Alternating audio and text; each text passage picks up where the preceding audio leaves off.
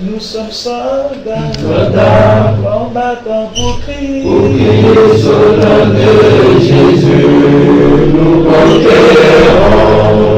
Nous sommes vaillants, Vaillants, c'est de la parole. La parole au nom de Jésus, nous conquérons. Nous sommes vaillants, Vaillants, cités à dessein. à dessein au nom de Jésus, nous conquérons. Nous sommes vaillants, Vaillants, cités à dessein. à dessein au nom de Jésus, nous conquérons. Quels qu'ils soient les effets, Nous conquérons au nom de Jésus, nous conquérons. quels qu'ils soient les menaces, Nous conquérons au nom de Jésus, nous conquérons. quels qu'ils soient les mensonges, Nous conquérons au nom de Jésus, nous conquérons. quels qu'ils soient l'adversité,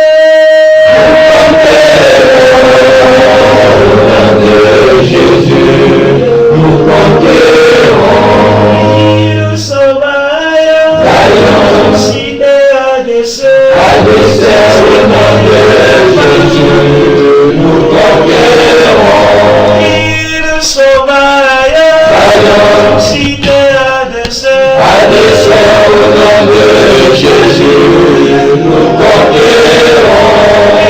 Nous sommes vaillants, Vaillants, c'est de la la parole. parole au nom de Jésus, nous conquérons. Nous sommes vaillants, Vaillants, cités à dessein. à dessein au nom de Jésus, nous conquérons. Quels qu'ils soient les mensonges,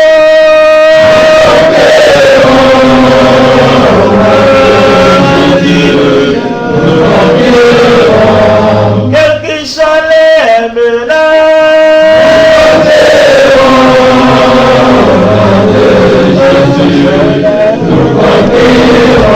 quels qu'ils soient l'adversité,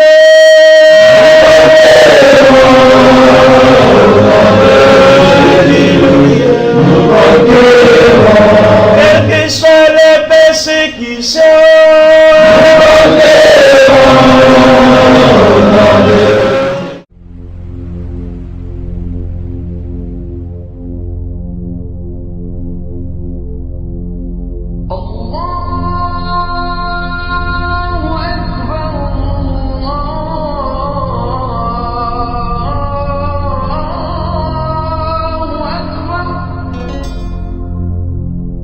أشهد أن لا إله إلا الله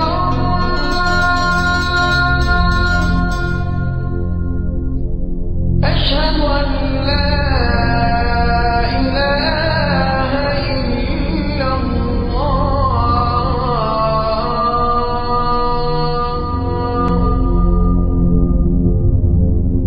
أشهد أن محمدا رسول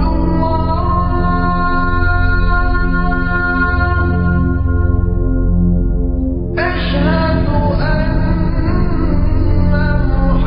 محمدا رسول الله أشهد أن لا إله إلا الله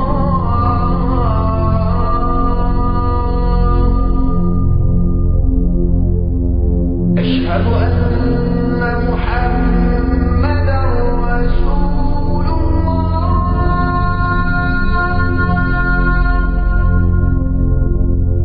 أشهد أن محمدا رسول الله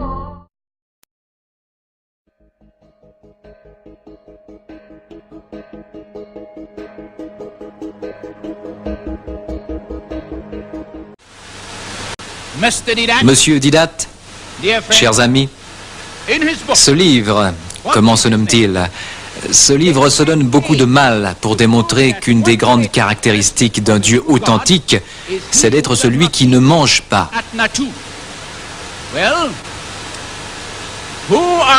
Mais dites donc, qui êtes-vous? Et qui étaient les membres primitifs de nos tribus pour dire à Dieu ce qu'il peut ou ne peut pas faire, dire ou être? Voyez la Genèse 18, où on nous parle de 3 visiteurs célestes. Abraham s'adresse à leur chef en l'appelant Seigneur, et il se tient à leur côté tandis qu'il mange. Jésus, des siècles plus tard, c'est le même qui était l'ami et le Seigneur d'Abraham, mange avec ses disciples avant et après la résurrection. Parce que tel est son choix, parce qu'il est Dieu. Votre problème, mon cher monsieur, c'est peut-être que bien que vous annonciez avec emphase 40 fois par jour que Dieu est le plus grand, il n'est pas assez grand pour accomplir ces formidables, ces fantastiques miracles. Combien de temps, et je répète, combien de temps allez-vous continuer à maintenir Dieu à distance de nous, désintéressé de nous, autoritaire envers nous, nous qui sommes faits à son image? Ces hommes sont apparus à Abraham, mais 2 sont partis en direction de Sodome et 1 est resté, celui qu'il appelait Seigneur. Puis-je vous soumettre sincèrement, systématiquement et vigoureusement quelques-unes des caractéristiques fondamentales de Dieu et vous laisser voir par vous-même que pour chacune d'entre elles, Jésus s'avère clairement et vraiment être ce que nous attendons de Dieu qu'il soit. Dieu est omniprésent, présent en tout lieu. Dans le passé, Jésus existait. Et maintenant, toi, Père, glorifie-moi auprès de toi-même de la gloire que j'avais auprès de toi avant que le monde fût. Jean 17, 5.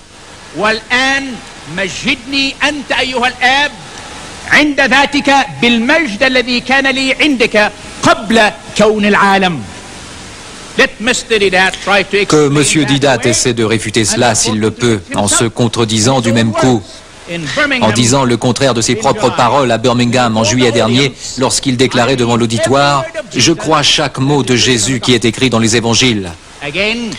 Là encore, dans l'évangile selon Jean 8, 56-58, nous lisons « Abraham, votre père, a tressailli de joie de ce qu'il verrait mon jour. Il l'a vu et il s'est réjoui. » Les Juifs lui dirent « Tu n'as pas encore 50 ans et tu as vu Abraham ?»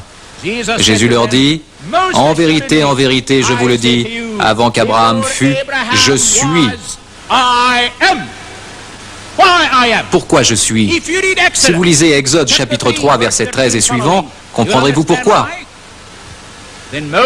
Moïse dit à Dieu, « J'irai donc vers les enfants d'Israël et je leur dirai, le Dieu de vos pères m'envoie vers vous. Mais s'ils me demandent quel est son nom, que leur répondrai-je? » Et Dieu dit à Moïse, « Je suis celui qui suis. » Et il ajouta, « C'est ainsi que tu répondras aux enfants d'Israël. Celui qui s'appelle « Je suis » m'a envoyé vers vous. » Qu'en est-il de la prophétie de Michée 5, 1, qui parle de Bethléem comme de la ville natale du roi né, le Messie, et qui conclut « Et dont l'origine remonte aux temps anciens, au jour de l'éternité. » Est-ce là la description d'un simple homme? Ou n'est-ce pas plutôt celle de Dieu qui a condescendu à se faire homme? Je cite dans l'Évangile selon Jean 17, 24, à propos de son existence au commencement du monde. « Parce que tu m'as aimé avant la fondation du monde. » Maintenant, prêtez attention au passage le plus familier, Jean 1, versets 1, 2 et 3. Au commencement était la parole, et la parole était avec Dieu, et la parole était Dieu, et la parole est devenue chair. Maintenant, au futur. J'aimerais vous inviter à écouter la sagesse de Salomon qui confirme cette vérité. Proverbe 30, verset 4. Écoutez. Qui est monté aux cieux et qui en est descendu? Qui a recueilli le vent dans ses mains? Qui a serré les eaux dans son vêtement? Qui a fait paraître les extrémités de la terre? Quel est son nom? Et quel est le nom de son fils? Le sais-tu? Où est la réponse? De quel côté est la réponse? Notre Seigneur Jésus, 10 siècles plus tard, nous donne la réponse dans Jean 3, 13. Personne n'est monté au ciel, si ce n'est celui qui est descendu du ciel, le Fils de l'homme qui est dans le ciel. La Bible déclare que Jésus-Christ est le même hier, aujourd'hui et pour toujours.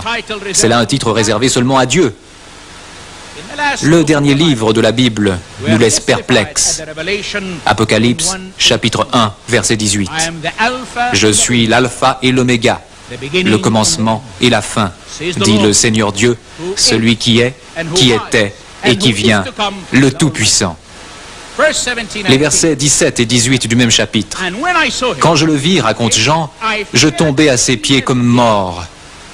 Il posa sur moi sa main droite en disant, ne crains point, je suis le premier, le dernier et le vivant. J'étais mort, et voici, je suis vivant pour les siècles des siècles. Je tiens les clés de la mort et du séjour des morts. Est-ce que ces incroyables déclarations, prophéties et proclamations font penser que Jésus, né surnaturellement, est un simple homme, ou bien qu'il est une déité véritablement incarnée? Dieu est omniscient, qui sait tout. Dans l'auditoire savant de ce soir, nombreux sont ceux qui connaissent l'histoire de la Samaritaine que l'on trouve dans Jean 4. Pourquoi donc a-t-elle été convaincue qu'il était ce qu'il disait être, le Messie? Il lui dit, tu veux de cette eau vive? Va et amène-moi ton mari. Elle dit, je n'ai pas de mari. Il la regarda droit dans les yeux et dit, tu dis la vérité, tu en as eu 5, et celui que tu as maintenant n'est pas ton mari. Elle poussa un cri. Elle était terrifiée, courut à la ville, et que raconta-t-elle? Venez voir, il y a un homme qui me dit les choses que j'ai faites. Se pourrait-il que ce soit le Christ? Et ils découvrirent qu'il l'était. Le présent, certains d'entre vous se souviendront peut-être de l'histoire de Philippe. Philippe rencontra Nathanaël et lui dit, nous avons trouvé celui de qui Moïse a écrit dans la loi et dont les prophètes ont parlé, Jésus de Nazareth. Jésus, voyant venir à lui Nathanaël, lui dit, voici vraiment un Israélite dans lequel il n'y a point de fraude. D'où me connais-tu? Lui dit Nathanaël. Jésus lui répondit, avant que Philippe t'appelât, quand tu étais sous le figuier, je t'ai vu. Nathanaël repartit et lui dit, Rabbi, tu es le Fils de Dieu, tu es le roi d'Israël. Seul Dieu connaît l'inconnu. Comment se fait-il que Jésus ait vu Nathanaël et personne d'autre? Cependant, Dieu l'a vu. Le futur. Jésus avait prédit qu'il serait trahi, crucifié, qu'il mourrait et ressusciterait. Le tout de façon si détaillée que même les disciples mêmes, confus, furent incapables pendant quelque temps de le croire. Il a aussi prédit que Pierre le renierait par 3 fois. Pierre, son plus fidèle apôtre. Il a décrit avec précision la destruction de Jérusalem survenue 37 ans après. En plus de cela, il a parlé de la fin du monde et des conditions qui la provoqueront. Conditions que nous, en ce moment même, ce soir à Londres et dans le monde entier, nous vivons. Même lors de ce que nous appelons l'Eucharistie, Jésus avait prédit sa mort pour les pécheurs, sa résurrection et sa seconde venue. Quelqu'un qui a la conscience pure, une honnêteté intellectuelle et le souci de la justice, pourrait-il, au vu de ces preuves éclatantes, dire autre chose, si ce n'est que Jésus était Dieu en chair?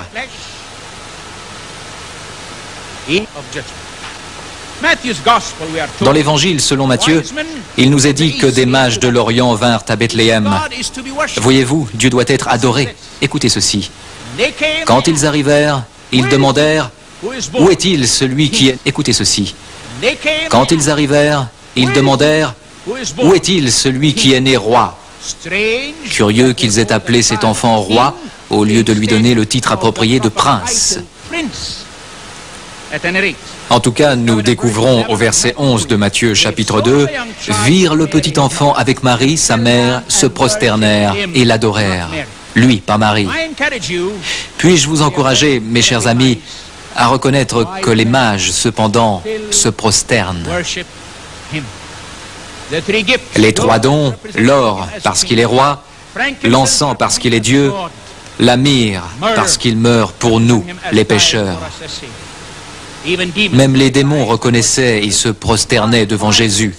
Dans Marc 5, 6 et 7, nous lisons « Ayant vu Jésus de loin, il accourut, se prosterna devant lui et s'écria d'une voix forte, « Qu'y a-t-il entre moi et toi, Jésus, fils du Dieu très haut ?» Dans Luc 20, 41, nous constatons plusieurs faits, entre autres que Jésus est adoré même par ses ennemis. Jésus parle. Jésus leur dit, « Comment dit-on que le Christ est fils de David ?» David lui-même dit dans le livre des psaumes, « Le Seigneur a dit à mon Seigneur, « Assieds-toi à ma droite, jusqu'à ce que je fasse de tes ennemis ton marchepied. » David donc l'appelle Seigneur. Comment est-il son fils? Au chapitre 9 de Jean, Jésus guérit un jeune homme né aveugle. Au chapitre 9 de Jean, Jésus guérit un jeune homme né aveugle. Nous lisons maintenant, versets 35 à 38, la fin passionnante de cette histoire. Jésus apprit qu'il l'avait chassé, et l'ayant rencontré, il lui dit, « Crois-tu au Fils de Dieu ?» Il répondit, « Et qui est-il, Seigneur, afin que je croie en lui ?» Tu l'as vu, lui dit Jésus, et celui qui te parle, c'est lui. Et il dit, je crois, Seigneur, et il se prosterna devant lui. Laissez-moi vous faire entrevoir, vous dont l'esprit est curieux et dont le cœur est en quête, qui est Jésus selon l'Épître aux Colossiens, chapitre 1, versets 13 et suivants, qui nous a délivrés de la puissance des ténèbres et nous a transportés dans le royaume du Fils de son amour, en qui nous avons la rédemption, la rémission des péchés. Il est l'image du Dieu invisible, le premier-né de toute la création. Car en lui ont été créées toutes les choses qui sont dans les cieux et sur la terre, les visibles et les invisibles, trône, dignité, domination, autorité. Tout a été créé par lui et pour lui. Il est avant toute chose et toute chose subsiste en lui. Il est la tête du corps de l'Église. Il est le commencement, le premier-né d'entre les morts, afin d'être en tout le premier. Dieu est aussi omnipotent, tout-puissant. Qui dans le monde a pouvoir sur la nature et sur les éléments? Vous direz bien sûr, Dieu. Dans ce cas, dites-moi, je vous prie, dites-moi qui était Jésus lorsqu'il a apaisé la tempête en Galilée, Luc 8, 22. Et que dire de sa marche sur l'eau, Marc 6, 45. Après cela, il monte au ciel en défiant la gravitation à la fin de son ministère rédempteur sur la terre, selon les Actes des Apôtres 1, 4 et suivants. Élie a été enlevé dans un char, mes amis, un char de feu, alors que Jésus s'est élevé par sa propre puissance, parce qu'il pouvait le faire. Pouvoir sur la vie. Dans Matthieu 21, 18 et suivants, nous lisons que Jésus a le pouvoir d'annihiler. Le matin, en retournant à la ville, il eut faim. Voyant un figuier sur le chemin, et souvenez-vous qu'il avait faim parce qu'il était un homme, il avait choisi d'être un homme, il était un homme parfait, un Dieu parfait. Voyant un figuier sur le chemin, il s'en approcha, mais il n'y trouva que des feuilles, et il lui dit, « Que jamais fruit ne naisse de toi. » Et à l'instant, le figuier sécha. Pouvoir sur la mort. L'histoire bien connue de la résurrection de Lazare se trouve dans Jean 11. Le corps, en putréfaction, était depuis 4 jours dans la tombe. Et Jésus l'a ramené à la vie. Jésus a aussi ressuscité la petite fille de 12 ans, Marc 5, un adolescent, Luc 7. D'autre part, n'oubliez pas ce qu'il a dit. Il a déclaré « Je suis la résurrection et la vie ». Jean 11, 25. Pouvoir sur Satan et ses démons. Luc 8, 26 narre une rencontre fantastique entre Jésus et le monde démoniaque. Ils abordèrent dans le pays des Géraséniens, qui est vis-à-vis de la Galilée. Lorsque Jésus fut descendu à terre, il vint au-devant de lui un homme de la ville qui était possédé de plusieurs démons. Depuis longtemps, il ne portait point de vêtements, et avait sa demeure non dans une maison, mais dans les sépulcres. Ayant vu Jésus, il poussa un cri, se jeta à ses pieds et dit d'une voix forte, « Qu'y a-t-il entre toi et moi, Jésus, fils du Dieu très haut ?» Pouvoir sur la maladie. L'invitation de Jésus est sans précédent dans l'histoire du monde. « Venez à moi, vous travaillez dur et votre fardeau est lourd, moi je vous donnerai le repos. » Il a donné la vue à l'aveugle, la guérison aux paralytiques, la vie aux morts. Il a guéri tous les hommes de leur maladie. Matthieu 12, 15.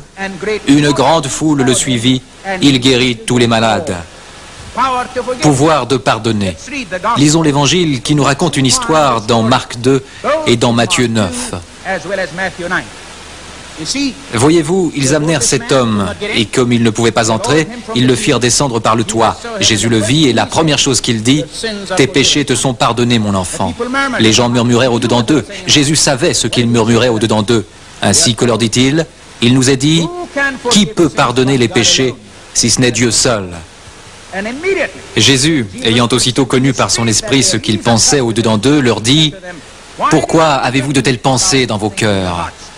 Qu'est-il le plus aisé de dire aux paralytiques, « Tes péchés te sont pardonnés » ou alors de dire, « Lève-toi, prends ton lit et marche ». Sachez que le Fils de Dieu a sur la terre le pouvoir de pardonner les péchés. Il a pardonné le péché de désirer les femmes. Il a pardonné aux voleurs sur la croix.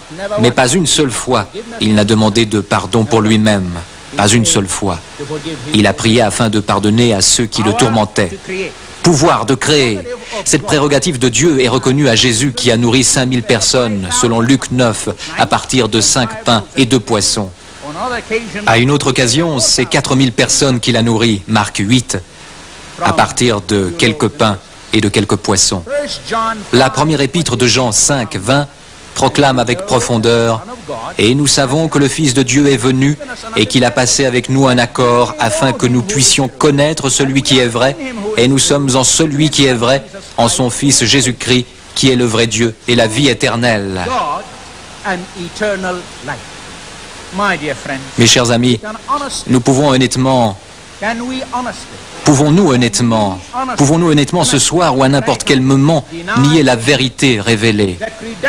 Les lettres de créance de Jésus de Nazareth sont authentiques et convaincantes. Les prophètes ont tous prédit sa venue, prédiction qu'il a fidèlement accomplie dans ses moindres détails. Notre Père Céleste confirme sa relation avec lui. C'est son Fils. Ses œuvres miraculeuses affirment son pouvoir. Le Saint-Esprit rend claire cette vérité qu'attestent avec force les apôtres et le Nouveau Testament. Permettez-moi de souligner que Dieu est en réalité Jésus. Des dieux humains, il y en a eu légion tout au long de l'histoire. Mais c'est le premier, le seul vrai homme-Dieu, Jésus le Christ. Et si nous posions une question très grave, pourquoi le Christ Jésus est-il venu s'il n'était qu'un prophète? Le monde n'avait pas besoin d'autres prophètes, prêtres, livres ou faiseurs de miracles. Le Dieu des cieux livre la réponse. Vous l'appellerez par son nom Jésus parce qu'il sauvera son peuple de leurs péchés. Jésus-Christ lui-même est venu pour vous sauver et pour me sauver de la mort éternelle en enfer et pour nous donner la vie éternelle dans les cieux. Il vous aime comme je vous aime et plus encore. Nous aimerions vous dire ce qu'il a proclamé. Je suis venu pour que vous ayez la vie et que vous l'ayez en plus grande abondance. Écoutez sa déclaration. Parce que le Fils de l'homme est venu afin de chercher et de sauver ceux qui étaient perdus. Puisque les paroles de Dieu déclarent que tous ont des péchés et viennent confiants en la gloire de Dieu, Dieu se préoccupe de nous tous. Jésus vient à votre recherche et à la mienne, en voulant vous donner, comme à moi, la vie éternelle. Le péché se paie par la mort, il la quitte. Mais le nom de Dieu, c'est la vie éternelle par l'intermédiaire de Jésus-Christ notre Seigneur. Un secret nous est révélé par la bouche de Jean-Baptiste, évaluant Jésus. Voici l'agneau de Dieu qui ôte le péché du monde. J'ai vu, et que ce soit consigné, que c'est le Fils de Dieu. Comment demandez-vous? Par substitution? Il a pris notre place? Le premier Adam a combattu et perdu la bataille. Mais aujourd'hui, le deuxième Adam a combattu et gagné. La tragédie de la croix s'est transformée en triomphe du crucifié. Pourquoi les anciens juifs avaient-ils beaucoup de sacrifices? Pourquoi est-ce que même le Coran y fait allusion et les encourage? Parce que sans verset, il n'y a pas de rémission des péchés. N'est-ce pas fantastique? Dieu exige des œuvres bonnes comme résultat du salut et non pas pour obtenir le salut. Il n'est pas besoin de se rendre dans une ville sainte, Jérusalem, Varanasi, la Mecque ou Rome. Elles sont trop petites pour contenir la majesté de Dieu. Les cérémonies de nettoyage peuvent laver les taches, mais jamais les cœurs remplis de péché. Dieu n'est pas impressionné ni par nos jeûnes, ni par nos louanges, lesquelles promeuvent la satisfaction de soi. Dieu vous aime et il veut vous sauver et me sauver par sa grâce, par la foi en Jésus-Christ notre Seigneur. Parce que Dieu a tant aimé le monde qu'il a donné son unique Fils pour que quiconque croit en lui ne périsse point, mais reçoive la vie éternelle.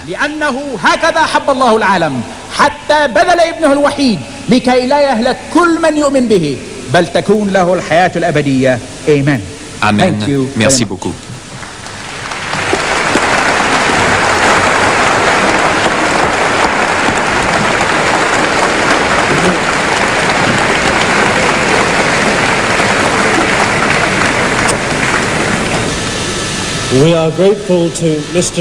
Nous sommes reconnaissants à M. Shorosh d'avoir parlé 49 minutes et 15 secondes. Minutage impeccable. Vous avez quelques minutes pour reprendre votre souffle. Voici un privilège que je ne m'attendais pas à avoir, mais que je me réjouis d'avoir, celui d'accueillir au Royal Albert Hall ce soir et d'écouter pendant les 50 prochaines minutes la première allocution de M. Ahmed Deedat. Merci, monsieur. Mr. Ahmed Deedat.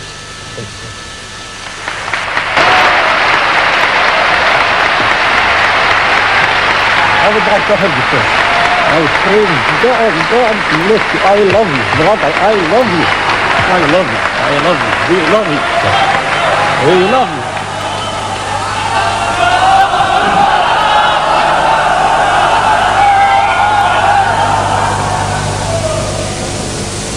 Thank you. أعوذ بالله من الشيطان الرجيم. بسم الله الرحمن الرحيم. بل نقذف بالحق على الباطل فيدمغه فإذا هو زاهق ولكم الويل مما تصفون. صدق الله مولانا العظيم.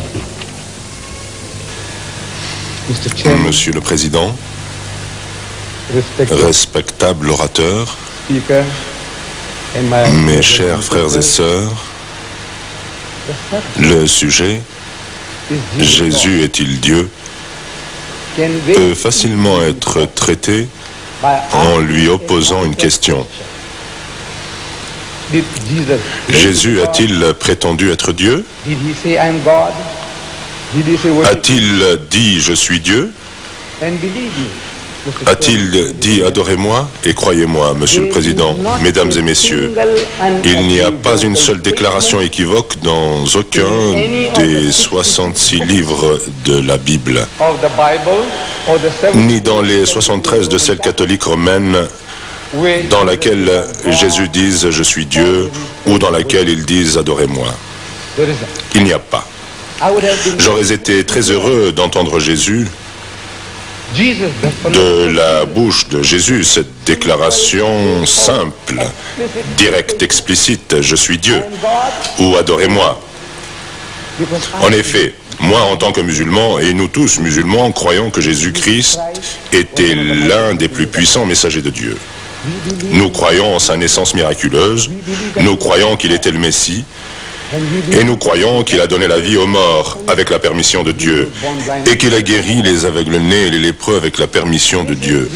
C'est vraiment seulement là que se situe la véritable différence entre les musulmans et les chrétiens que celle de la divinité de Christ. Ainsi, c'est pour cela que je dis que notre frère n'a pas utilisé une seule déclaration venue de la bouche de Jésus qui dise « Je suis Dieu » ou « Adorez-moi ».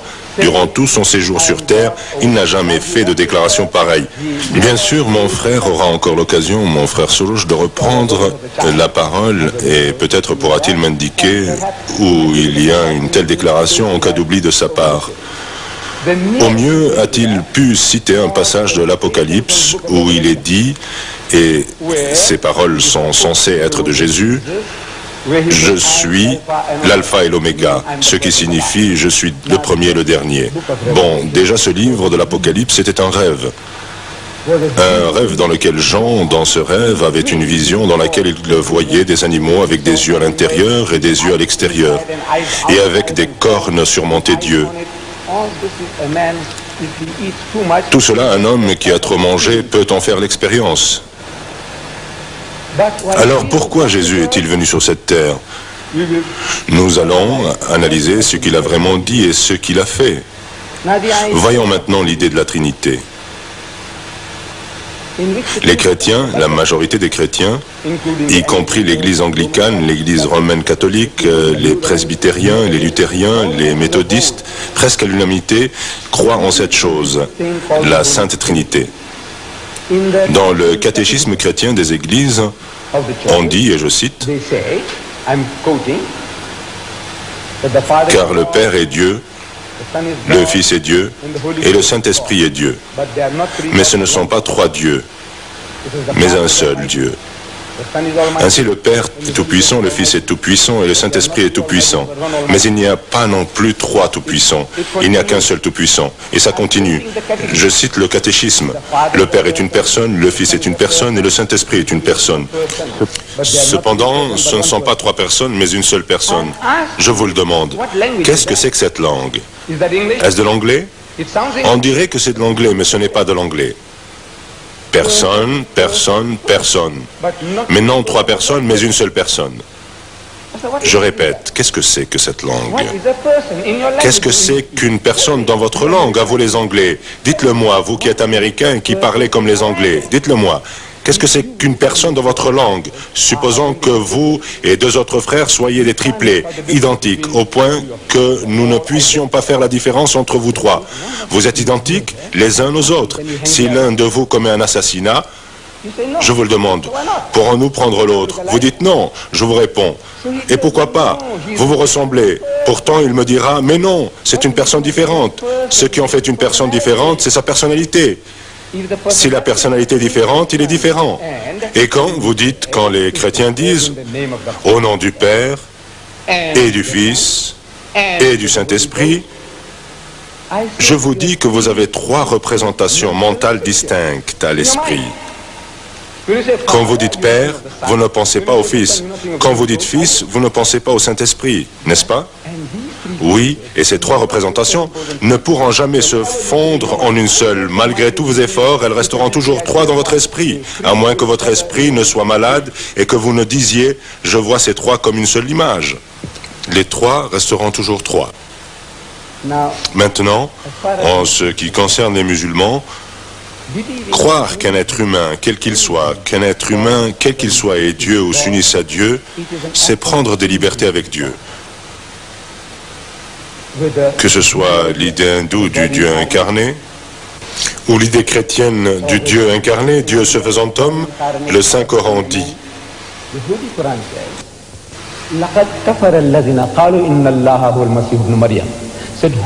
Quiconque dit que Jésus, fils de Marie, est Dieu, blasphème, trahit Dieu.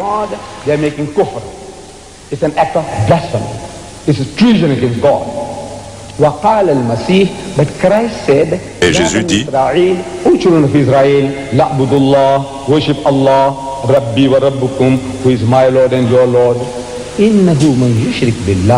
whoever will associate anyone with Allah, فقد حرم الله الجنة. Allah will make Jannat haram for them. Heaven will be. Jésus dit aux fils d'Israël, adorez Allah qui est mon Seigneur et le vôtre.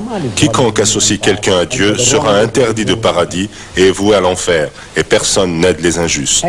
Et Jésus-Christ parle de votre Père dans les cieux. Il s'agit de votre Père et de mon Père. Là encore, il a commencé à puiser dans l'évangile de Saint Matthieu, dans le chapitre 1, verset 1. Vous rencontrerez cette expression, votre Père, ton Père, votre Père, ton Père, 13 fois avant le premier mon Père. C'est une situation étonnante. 13 fois, il vous dit que le Dieu Tout-Puissant est le Père de chacun. Métaphoriquement, il est le créateur, le soutien, celui qui épanouit, celui qui chérit chacun. Il est le Père de tous, mais physiquement, il n'engendre pas. Parce qu'engendrer est un acte animal qui relève des fonctions inférieures animales du sexe. Par conséquent, nous n'aurons pas le toupet de prêter à Dieu cette qualité en disant que Dieu a engendré un fils. Bien que les chrétiens continuent de répéter les mots « Fils de Dieu, Fils de Dieu, Fils de Dieu », et vous de dire « Et Adam ». Vous dites « Combien de fils a-t-il eu » Les chrétiens dans leur ensemble vous diront alors « Un ». Je dis « Vous ne lisez pas votre Bible, vous ne lisez pas votre Bible correctement. Sachez que Dieu dans la Bible a des tonnes et des tonnes de fils. » Vous connaissez, la tonne est une ancienne mesure de capacité, des tonnes. Les fils de Dieu virent que les filles des hommes étaient belles et ils en prirent pour femmes parmi toutes celles qu'ils choisirent. Genèse 6, verset 3. Après que les fils de Dieu furent venus vers les filles des hommes et qu'ils leur eurent donné des enfants, ce sont ces héros qui furent fameux dans l'Antiquité. Exode 4, 22. Dieu dit, Israël est mon fils et même mon premier fils dans le livre de Jérémie, Jérémie 31, 9. Israël est mon fils et même mon premier fils dans le Nouveau Testament, Romains 8, 14.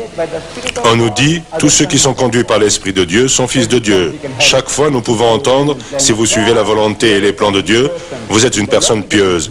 Dans la langue des Juifs, dans l'idiome des Juifs, on dit fils de Dieu, ce qui signifie une personne juste. Mais les chrétiens de dire non, non, non, Jésus n'est pas comme cela, il est engendré et non pas fait.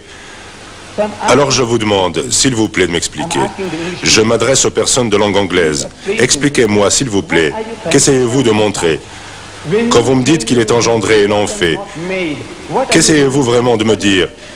Et croyez-moi, aucun chrétien en 40 ans n'a été en mesure d'ouvrir la bouche pour me dire ce que cela signifie.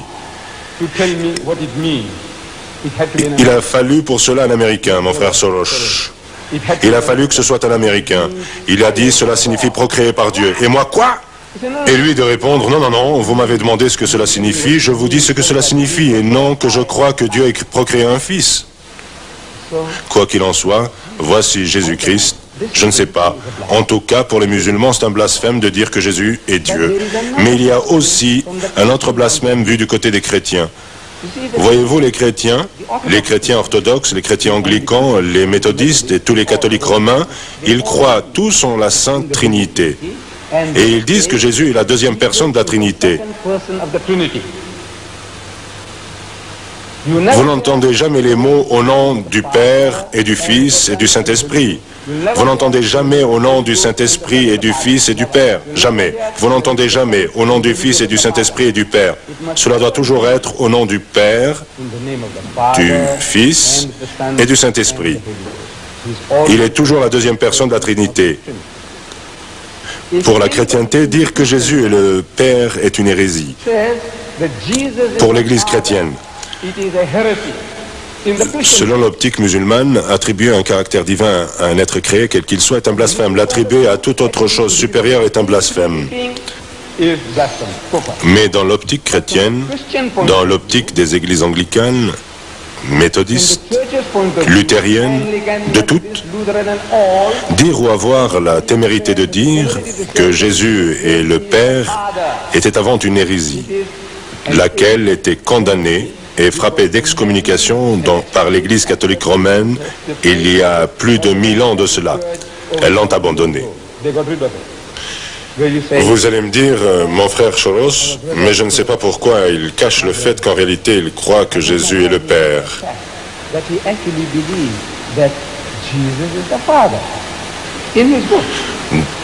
Dans son livre intitulé « Le chrétien libéré », au cas où il l'aurait oublié, peut-être qu'il ne l'a pas apporté moi-ci, le chrétien libéré. Pardon, le palestinien libéré, excusez-moi. Et étant donné l'étoile de David dans l'arrière-plan, je ne sais pas, libéré des Juifs ou libéré de quoi? Chrétien libéré. Il dit, et je cite à la page 80,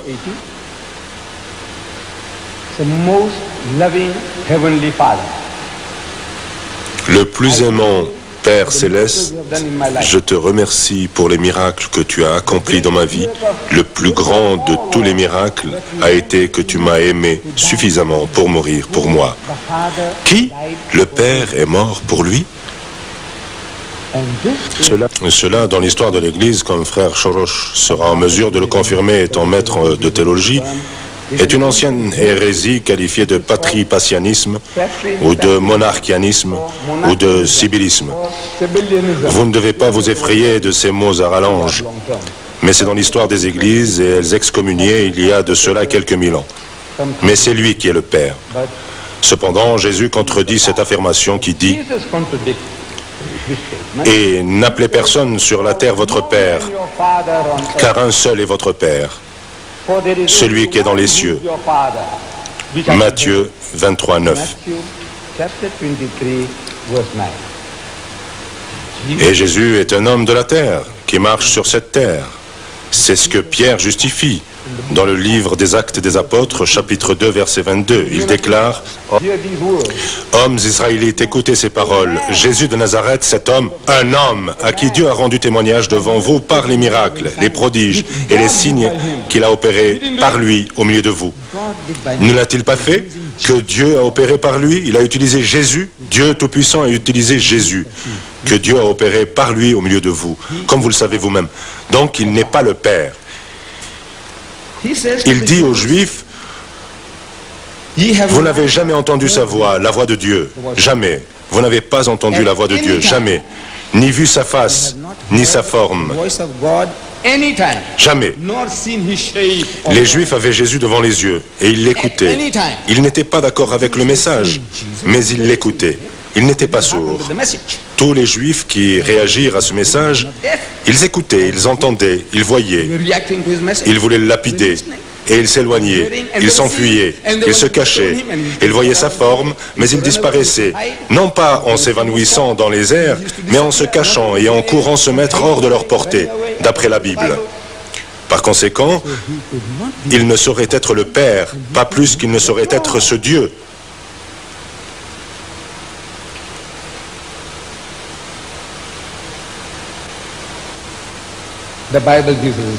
La Bible atteste de ce que Dieu n'est pas.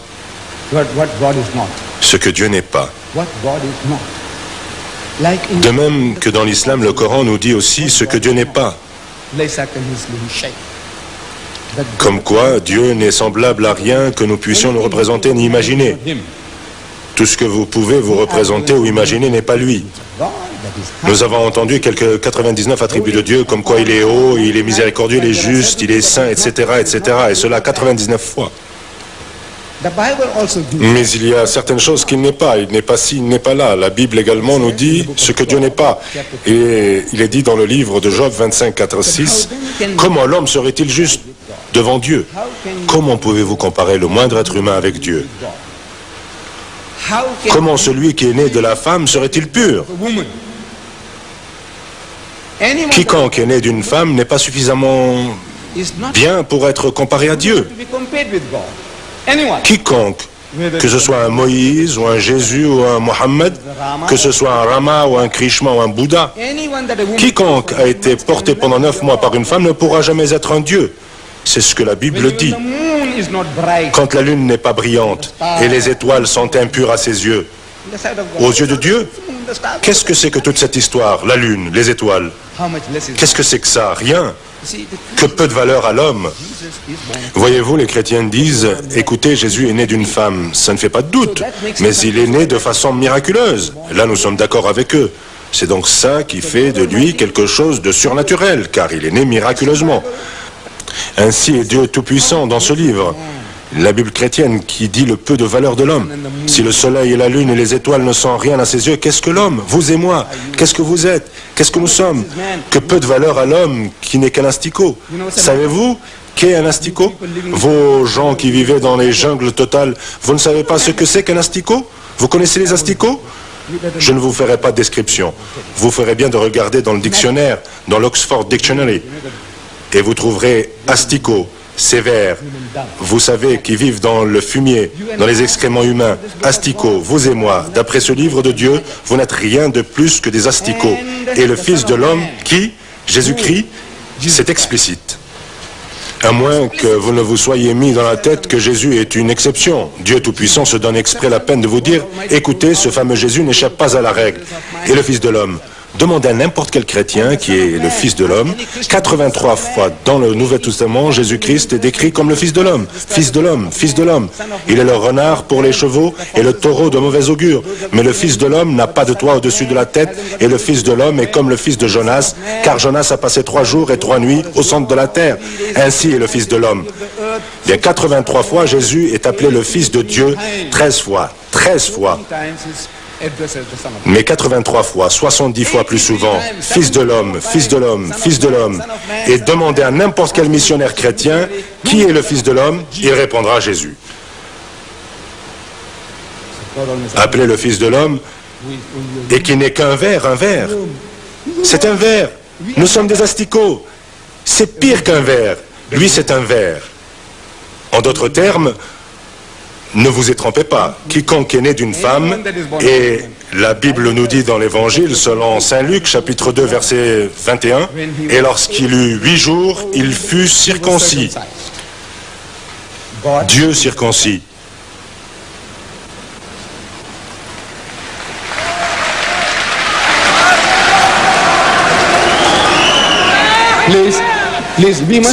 S'il vous plaît, vous devez suivre les conseils qui nous ont été donnés au début, de ne pas applaudir maintenant. À la fin d'une intervention, si vous voulez applaudir, d'accord. Les 2 orateurs, s'il vous plaît.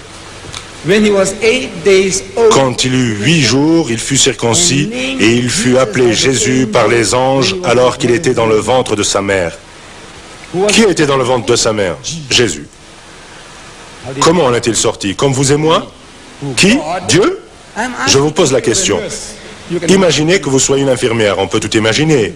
Que vous soyez une infirmière il y a 2000 ans en arrière qui se trouve dans cette étable en train d'aider Marie à accoucher de cet enfant.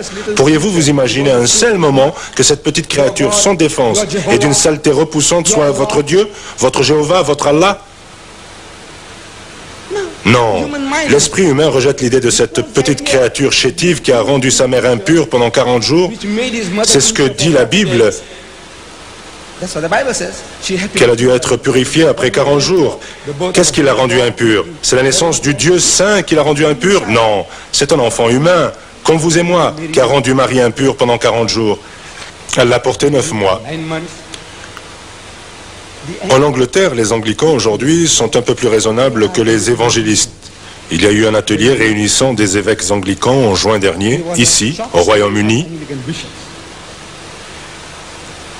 Et plus de la moitié des évêques d'Angleterre ont déclaré que les chrétiens ne sont pas obligés de croire que Jésus-Christ est Dieu.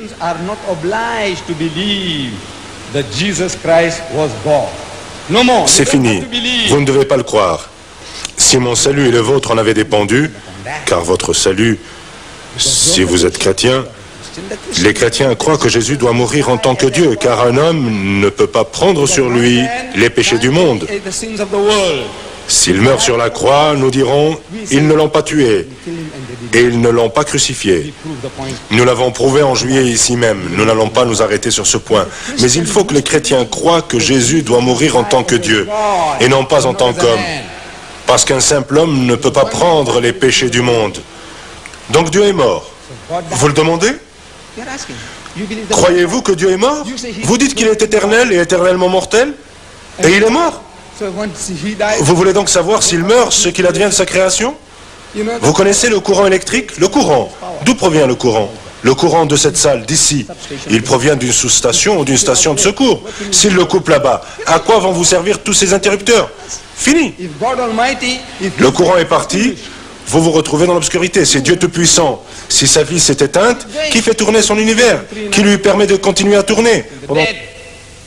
Pendant 3 jours et 3 nuits, il était absent dans le sépulcre, d'après les chrétiens, chez les morts. Pendant 3 jours et 3 nuits. Pendant 3 jours et 3 nuits. Qui surveillait l'univers? Qui? Non, non. Je dis que Jésus-Christ n'a jamais, à aucun moment, prétendu qu'il était Dieu, ni demandé qu'on l'adore. Au contraire, il a dit, « Mon Père est plus grand que moi. » Il dit, « Mon Père est plus grand que tous. » Jean 20, 29. Il dit, « Je ne puis rien faire de moi-même. » Jean 5, 30. Il a dit, je ne puis rien faire. Dieu peut tout faire, faire n'importe quoi. Ah, sauf, va dire mon frère Soros, que Dieu peut devenir homme. Il peut faire n'importe quoi. Et moi je dis non. Il ne peut pas faire n'importe quoi. Suis-je en train de limiter Dieu? Je dis non. Je vous le dis. Et je défie quiconque de me prouver que le Dieu Tout-Puissant peut créer un autre Dieu. Il est incréé. Il peut créer un autre incréé. Il est éternel. Du commencement qui n'a pas de commencement. Maintenant, il peut créer un autre qui lui est égal. C'est bien, et comment? Dès qu'il crée quelqu'un, il est créé. Cela veut dire qu'il ne peut créer d'incréé. Cela relève du bon sens. Il ne peut pas créer un autre Dieu. Peut-il faire un autre père? Cela fera deux pères. Cela veut dire qu'il peut faire des dizaines de pères, pas vrai? Ce qui veut dire que mon cousin hindou est plus cohérent, qui croit en des millions de dieux. N'importe quoi est Dieu, tout est Dieu. Il est plus cohérent, il est plus raisonnable. Pourquoi êtes-vous si déraisonnable de n'admettre qu'une seule exception? Pourquoi ne devrions-nous pas avoir plus de dieux, plus de fils? Des fils physiques? Non, il dit, ah, et en plus, il ne peut pas me rejeter hors de son royaume. Ce Dieu tout-puissant, peut-il vous rejeter hors de son royaume, hors de ses dominations? Y a-t-il un endroit à l'extérieur de ses dominations où il puisse vous rejeter? Le peut-il? Il ne le peut pas. Pouvez-vous l'imaginer vous rejetant? Où pourra-t-il vous rejeter? Ah, il peut vous détruire, ça oui. Il peut couper ses relations avec vous, ça oui. Mais il ne peut pas vous rejeter hors de ses dominations, hors de sa domination. Il ne le peut pas. Mais cela ne veut pas dire qu'il soit limité. Voilà quelle est sa puissance. Ses dominations s'étendent dans les cieux et sur la terre. Quel que soit le lieu que nous pouvons nous représenter ou imaginer est au-delà. Par conséquent, où pourra-t-il vous rejeter? Voyez-vous, le Dieu Tout-Puissant peut faire n'importe quoi. Mais ce qu'il fait, ce sont des choses divines. Dieu doit faire des choses divines. Il ne se livre pas à des tours. Dites, je n'attends pas de frère Soros qu'il se livre à des tours. Pas plus que vous n'attendez de moi que je me livre ici à des tours, n'est-ce pas? Un homme ne fait pas des milliers de kilomètres en provenance d'Afrique, un autre frère ne fait pas des milliers de kilomètres en provenance d'Amérique pour se livrer ici à des tours. Qu'attendez-vous de nous? Si quelqu'un venait vous dire, vous savez, le Didat et le Soros sont en train de danser sur le devant de la scène, le croyez-vous? Est-ce que les gens vous croiraient? Vous direz, nous ne nous attendons pas à ce que ces personnes, hommes de Dieu, viennent ici pour danser, n'est-ce pas? Le rock? Non, le Dieu Tout-Puissant fait des choses divines. Il ne fait pas de choses qui ne soient pas divines. Plus loin, Jésus dit, bien, c'est par le doigt de Dieu que je chasse les démons. Luc 11, 20. Il dit, je chasse les démons par l'Esprit de Dieu. Matthieu 12, 28. Il dit, le pouvoir dont nous parlons. Il avait le pouvoir de faire ci, de faire ça. Il avait le pouvoir de pardonner les péchés. D'où le tient-il? Demandez-le lui. Il dit, tout le pouvoir m'a été donné, ce n'est pas le mien. Il m'a été donné. Par qui? Par le Père qui est au ciel. Le Dieu Tout-Puissant lui a donné le pouvoir général pour l'éternité. Que veux-tu? Je te le donnerai. Et il lui a donné le pouvoir de guérir les aveugles et les lépreux, de réveiller les morts et de cuire ses 2000 gâteaux d'après la Bible et de sécher les racines du figuier et d'apaiser la tempête. Qui? D'où lui vient le pouvoir de faire cela? De Dieu. Par conséquent, gloire à Dieu. Quelqu'un, à juste titre, a fait remarquer que dans le Nouveau Testament, quand il accomplit un miracle, il dit « Gloire à Dieu qui a donné un tel pouvoir aux hommes ». Nous y sommes. La gloire revient donc à Dieu pour avoir donné un tel pouvoir aux hommes. Non pas aux hommes, à Dieu.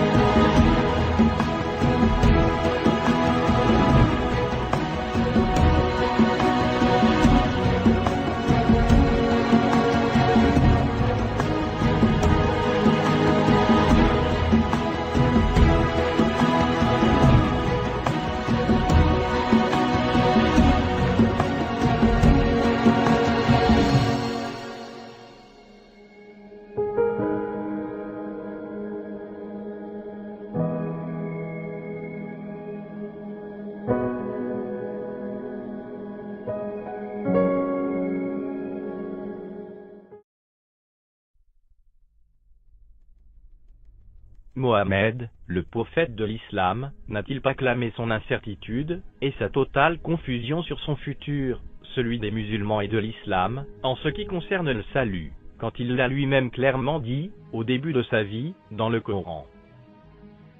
Dit, je ne suis pas une innovation parmi les messagers, et je ne sais pas ce que l'on fera de moi, ni de vous. Et je ne sais pas ce que l'on fera de moi, ni de vous. Et je ne sais pas ce que l'on fera de moi, ni de vous. Je ne fais que suivre ce qui m'est révélé, et je ne suis qu'un avertisseur clair. N'est-ce pas là une caractéristique de faux prophètes, telle que notre Seigneur Jésus-Christ nous l'a clairement enseigné, dans son omniscience, dans sa sainte et éprouvée parole, la Sainte Bible, où lui-même déclare clairement ceci. Jésus leur dit, la lumière est encore pour un peu de temps, au milieu de vous. Marchez, pendant que vous avez la lumière, afin que les ténèbres ne vous surprennent point. Celui qui marche dans les ténèbres, ne sait où il va. Celui qui marche dans les ténèbres, ne sait où il va. Celui qui marche dans les ténèbres, ne sait où il va. Laissez-les, ce sont des aveugles qui conduisent des aveugles. Si un aveugle conduit un aveugle, ils tomberont tous deux dans une fosse. Il leur dit aussi cette parabole. Un aveugle peut-il conduire un aveugle? Ne tomberont-ils pas tous deux dans une fosse? Toutefois, Mohammed, le prophète de l'islam, n'a-t-il pas confirmé, de la part d'Allah, sans réserve et sans équivoque, la destination claire et future des musulmans, quand il l'a lui-même clairement dit, à la fin de sa vie, dans le livre de son Dieu, Allah, le Coran. Il n'y a personne parmi vous qui ne passera pas par l'enfer. Car, il s'agit là pour ton Seigneur, d'une sentence irrévocable. Ensuite, nous délivrerons ceux qui étaient pieux, et nous y laisserons les injustes agenouillés. Vous verrez certes la fournaise, puis vous la verrez certes avec l'œil de la certitude.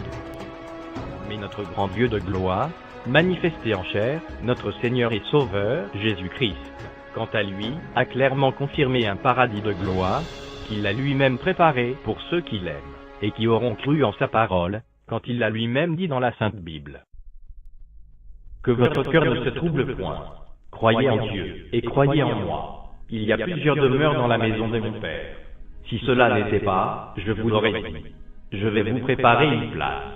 Et, lorsque je m'en serai allé, et que je vous aurai préparé une place, je reviendrai, et je vous prendrai avec moi, afin que là où je suis, vous y soyez aussi. Jésus lui répondit, « En vérité, je te le dis, aujourd'hui tu seras avec moi dans le paradis. »